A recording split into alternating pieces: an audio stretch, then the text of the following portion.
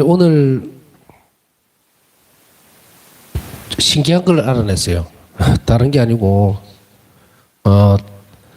유튜브 방송을 이래 보다 보면은 그런 말들 많이 하죠. 방송 끝이나 앞에 보면 뭐 좋아요, 구독, 알람 설정 해주세요 하는 이게 왜 그럴까? 뭐 좋아요를 자꾸 누르라고 그러나 하고 했더니 이 좋아요를 누르는 데 의미가 있더라고요.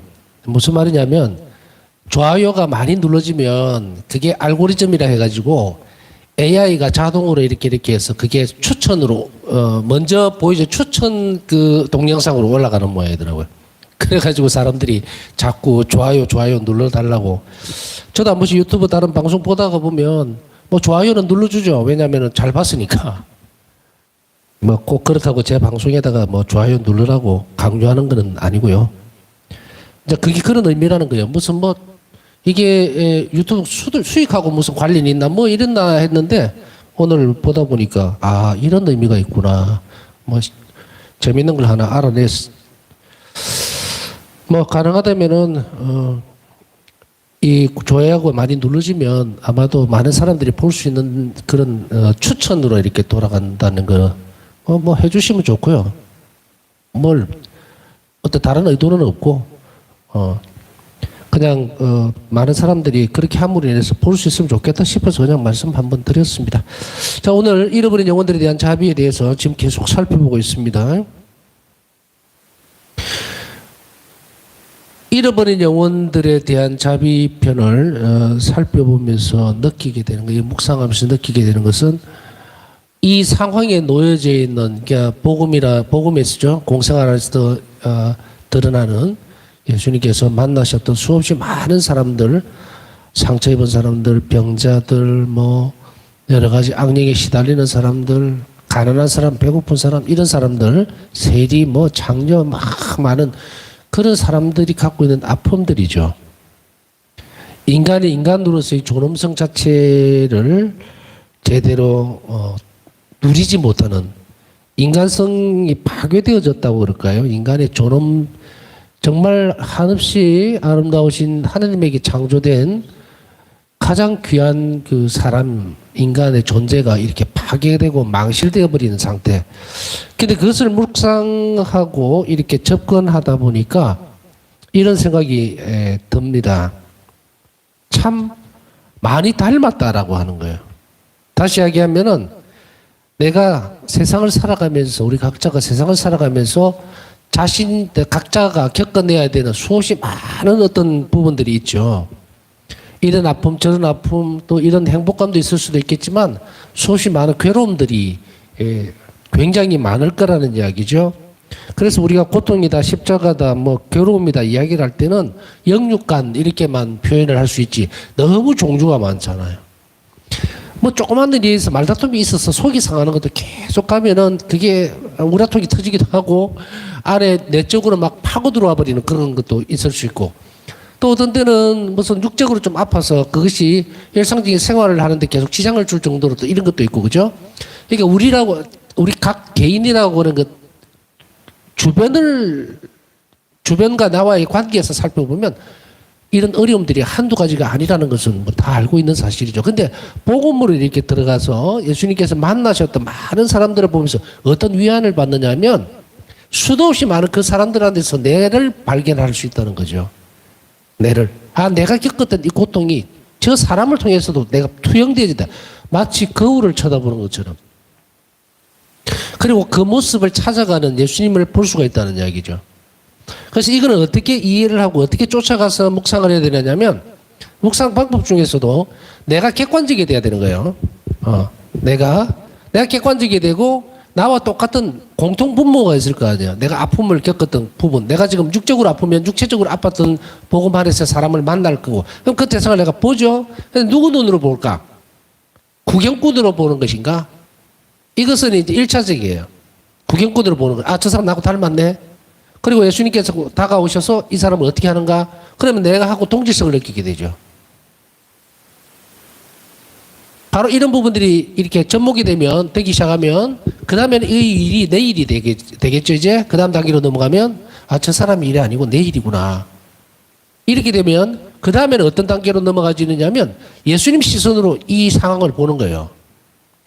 사실은 나와 예수님과의 관계에서 묵상은 더 깊이 있게 들어가려면 예수님하고 나하고 1대1의 관계가 계속 깊어져야 되는데 실제로 출발할 때는 이것이 굉장히 힘듭니다.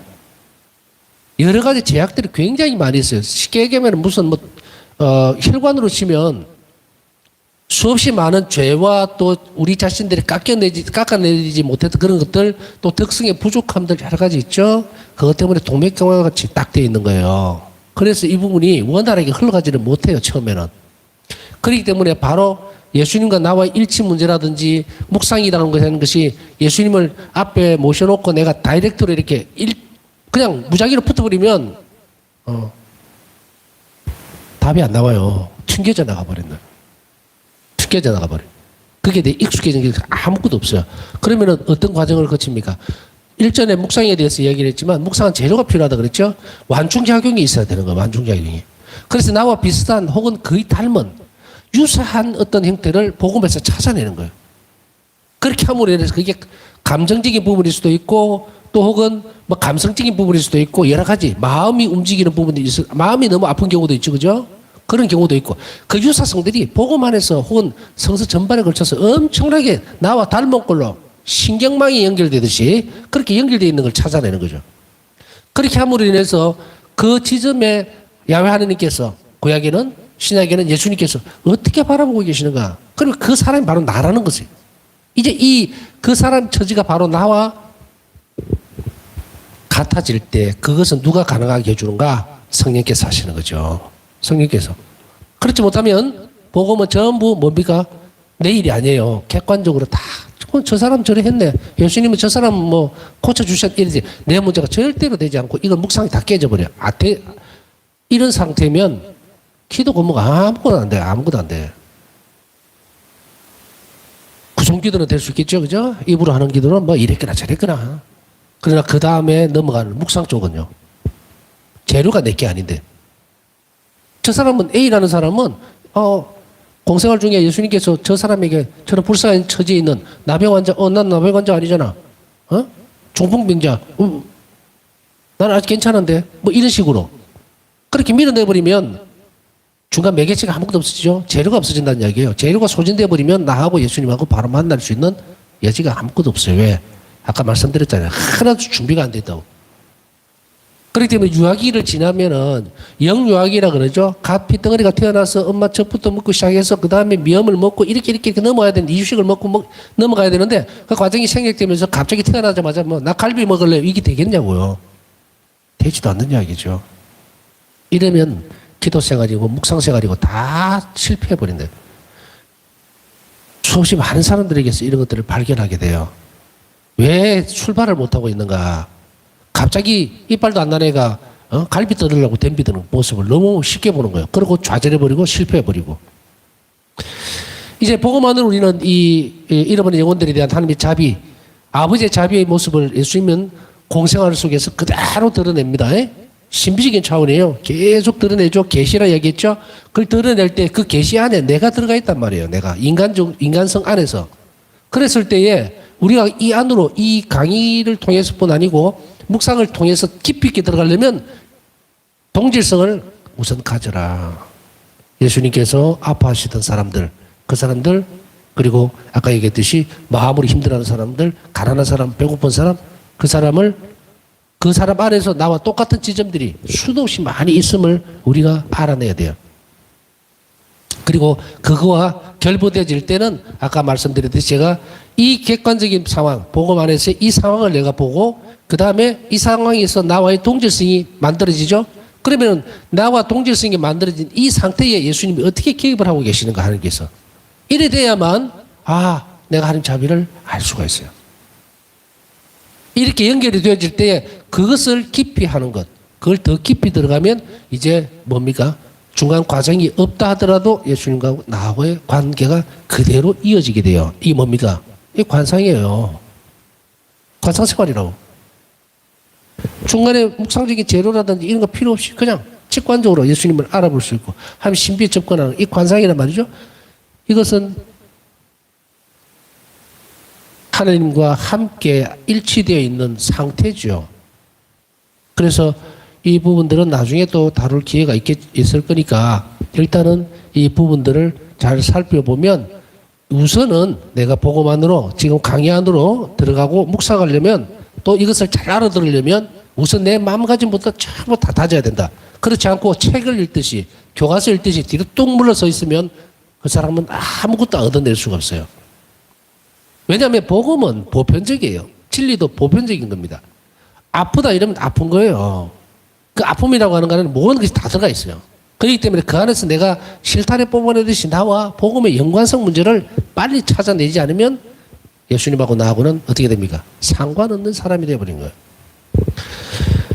우리 강의가 이끌어져 갈 때에 묵상이라든지 이 신비 안으로 들어가고 깊이 되기 위해서는 제가 했던 이 말을 분명히 새겨들어야 됩니다. 그래야만 지금 이제 지난 시간에 많은 병자들, 고통받는 사람들, 궁핍한 사람들, 이런 사람들 그 모습 안에 내가 있단 말이죠. 그것을 알아들어야 돼요.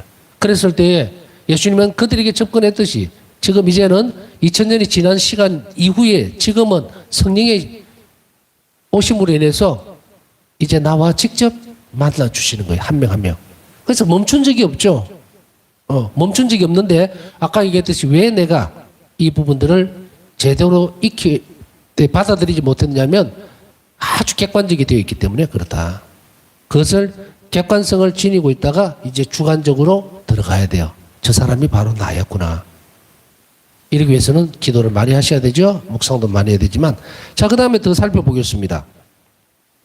인간의 비참함을 보시면서 그분은 동정으로 마음이 움직이셨으며 요청하지 않는 것까지도 도와주셨다.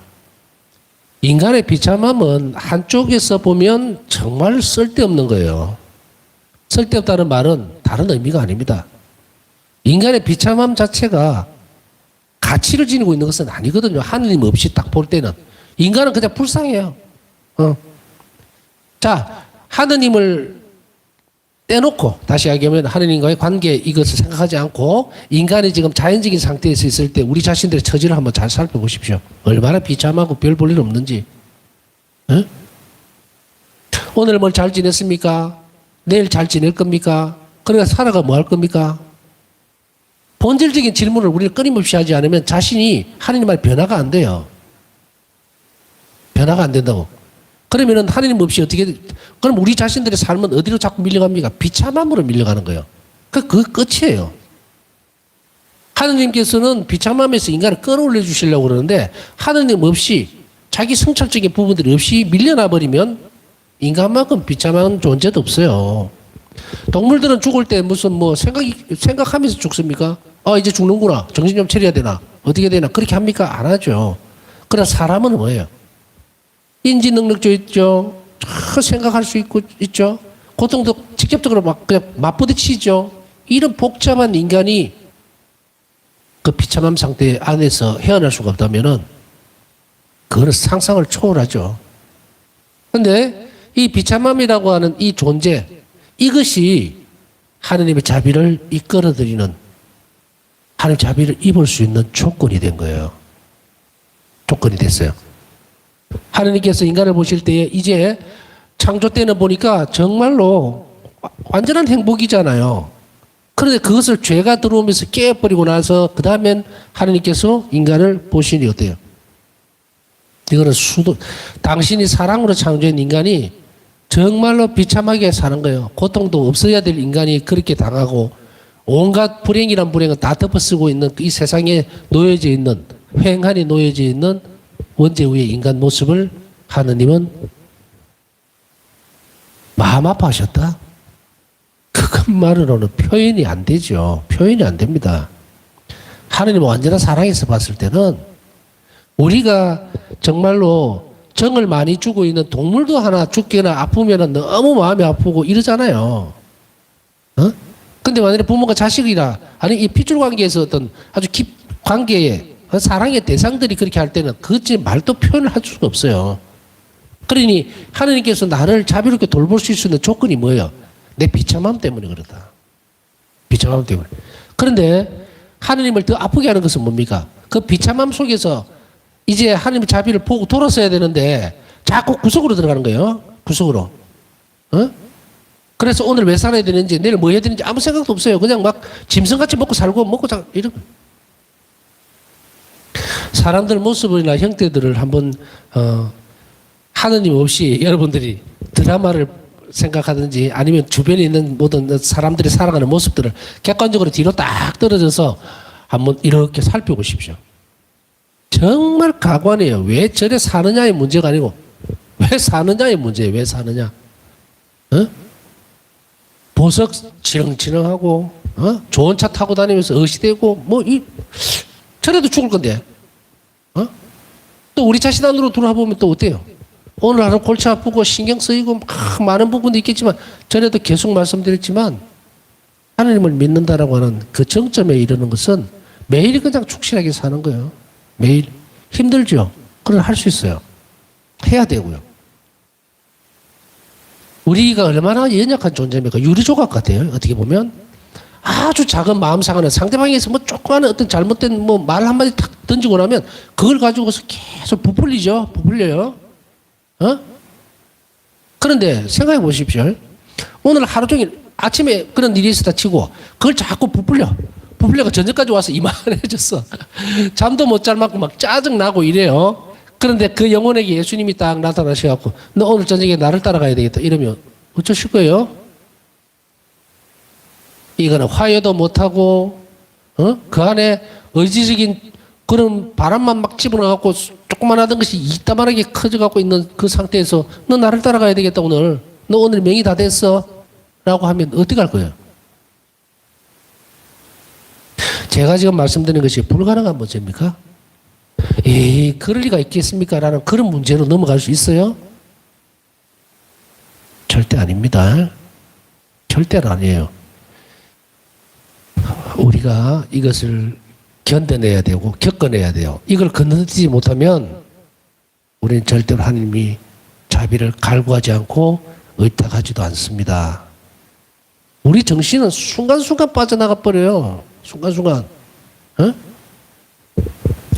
저라고 뭐 예외겠습니까? 어떤 때는 뭐 이런 딱 한 부분이 있어서 별로 그렇게 마음에 안 드는 부분이라든지 어떤 속상하는 부분이 있으면 막 종일 기분이 안 좋을 때도 있어요. 그걸 극복하려고 애를 많이 쓰기는 하지만 그러나 저녁 때 돼서 그 결론이 이런 뭐예요? 소고기 먹으면 뭐하냐? 오늘 기름진 음식 먹으면 뭐하냐?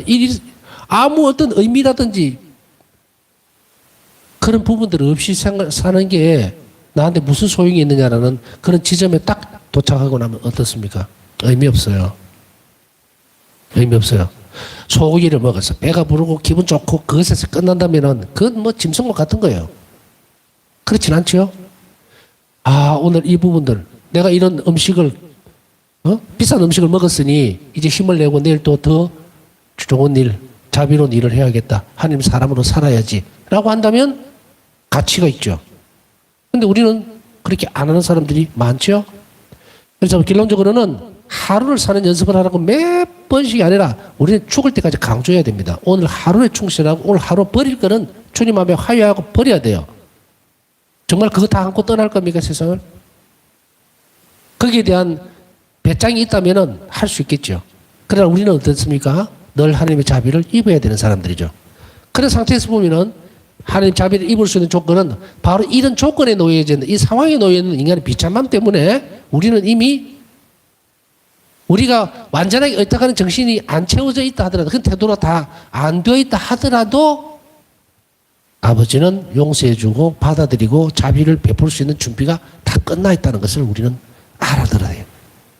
그걸 알아들면 너무 마음 편해. 너무 좋지.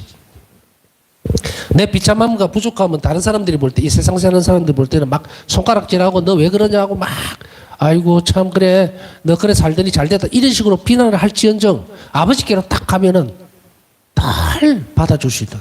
걱정하지 말아라. 네 비참함이 인간들은 조롱할지 몰라도 내 자비를 입을 수 있는 조건이 된다라고 했을 때 우리는 얼마나 엄청난 위로를 받고 있습니까 이미.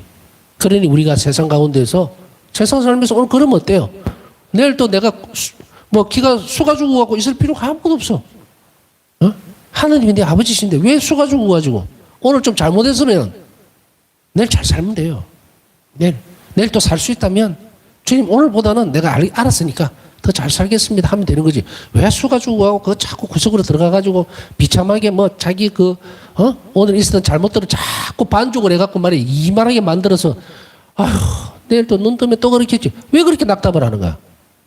오늘 수고는 오늘로 접어놓고 우리의 잘못이나 또 그런 상황 부족함들 그게 우리의 비참함이에요. 어쩔 수 없어요. 인간으로 살아가면서 그것을 바라보지 말고 그러함에도 불구하고 아버지는 나를 용서해 주실 수 있는 분이시고 그리고 그 조건이 내가 갖춰져 있다면 얼마나 기쁩니까? 그것으로 우리는 그 상황으로 이 복음 안에서 아까 앞에 연결해 줬죠? 그거하고 전부 하나하나를 다 연결을 해 지어야만 그때 비로소 우리는 예수님을 맞아들일 수가 있어요. 자비로운 예수님으로. 자, 세부적으로 하나씩 더 살펴볼까요? 고뇌 많죠, 그죠? 여러분들 고민 많죠? 버림받음. 무시당하는 수도 있죠? 버림받음. 나는 뭐 이렇게 했는데 뭐 공동체에서 예를 들면 밀려날 수도 있고 아니면 무관심하게 튕겨져 버리는 그럴 때 정말 버림받았다는 느낌. 그런 것들. 질병. 아프죠? 고통. 뭐 질병은 육적인 고통이고 그죠? 여기에서 고통이라고 했을 때 영적인 고통, 마음 아픔 다 포함시킨 거죠? 그 다음 죽음. 이거는 마지막 순간들이죠. 이런 것과 같은 갖가지 인간의 비참함은 그분의 동정심을 불러 일으켰다.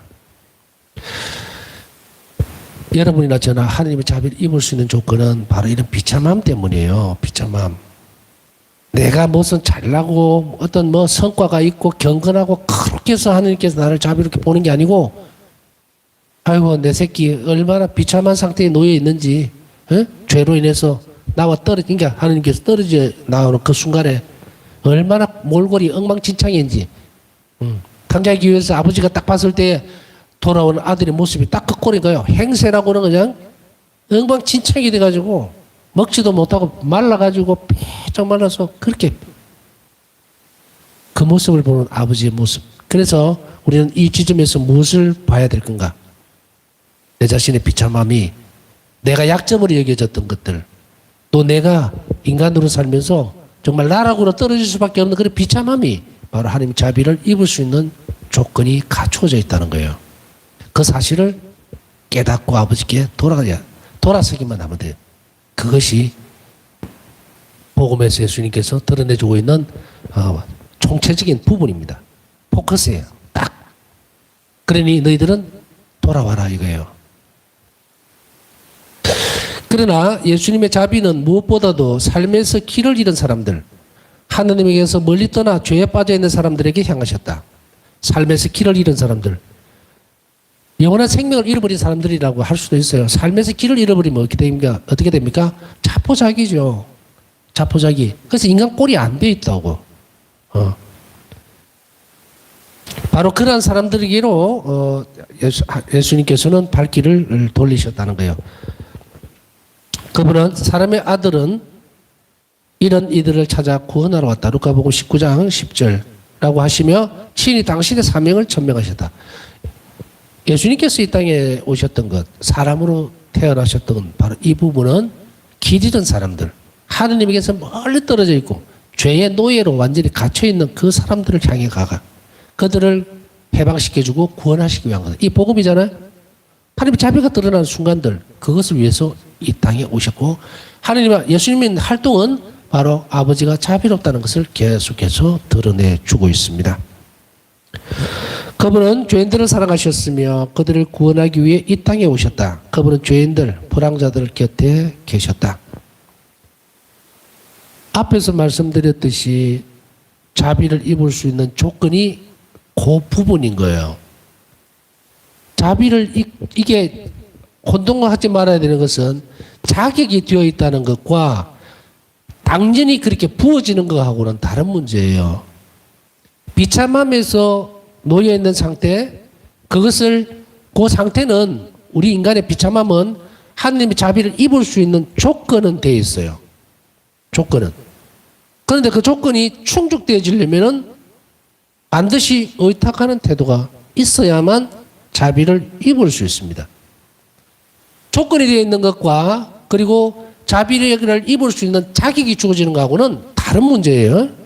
다른 문제입니다. 그렇기 때문에 조건적인 부분들은 상황이잖아요. 비참함 때문에 당신은 이러한 조건은 다 갖춰졌네요. 그런데 갖춰진 조건에서 이제 자비가 그 사람에게로 흘러 들어갈 수 있는 자격은 이제 뽑아내야 되겠죠. 조건 중에서 자격을 갖춘 사람을 끄집어내야 되는데 그 자격을 갖춘 사람은 누구냐? 바로 의탁하는 태도를 가진 사람이에요. 이제 이렇게 연결이 돼요. 그래서 내가 무슨 뭐 자격만 내가 입학했어요, 그죠? 예를 들어서 내 학교 안 가면 그만해라. 서울대학교 내가 입학했는데 조건은 됐어요. 합격을 했으니까. 이런 여러 가지 이유로 나 가기 싫어 그러면 안 가면 그만해라. 안 가면 그만이죠. 그 자격을 그 서울대학교에서 내가 그 졸업하고 학위를 따고 그다음에 뭐 좋은 이 쭉 좋은 어떤 출세가도 시키게 하면 그걸로 쭉 가려면 어떻게 돼요? 가서 열심히 공부해야 되는데 입학만 딱 해놓고 안 가버리면 끝이죠. 그래서 우리는 조건은 갖추어져 있다. 하나님 자비를 입을. 그러나 하나님께로 돌아서지 않는다면 그 자격을 얻지 못한다 이 말이에요. 이런 조건들이 내가 해당이 되어 있고 우리는 그곳에 머물러 있어야 합니다. 그래서 우리는 이것을 좀 더 머리로만 이해하지 않고 내 삶의 모든 부분들을 하나님을 받아들이고 그분과 깊이 있는 교류, 일치 이것으로 향해 나가기 위해서는 바로 무엇을 해야 되느냐면 복음 안에서 드러나는 하나님의 자비를 많이 알아야 되죠. 그래서 우리가 처음에 뭐라고 그랬습니까? 제일 처음에 아마 의탁학교 할 때 그 이야기를 했지 싶은데 가장 먼저 해야 될 것은 인류가 하나님의 자비를 묵상하는 거다. 자비의 신비를 묵상하는 거예요. 그것이 다다. 그거 다, 그 영역 아니에요. 그게 다예요, 사실은. 자비의 신비를 묵상하면 그 다음에 다 나머지 부분들이 다 나오기 때문에 가장 먼저 온 인류에게 나의 자비에 대해서 얘기하여라. 예수님 바울사 성령에게 하셨던 가장 먼저 이 말씀이에요. 인류에게 내가 자비롭다고 전해라. 그 신비를 전해라 이거예요. 그 신비는 어디에 드러납니까? 바울사 성령 일기에 다 드러나죠.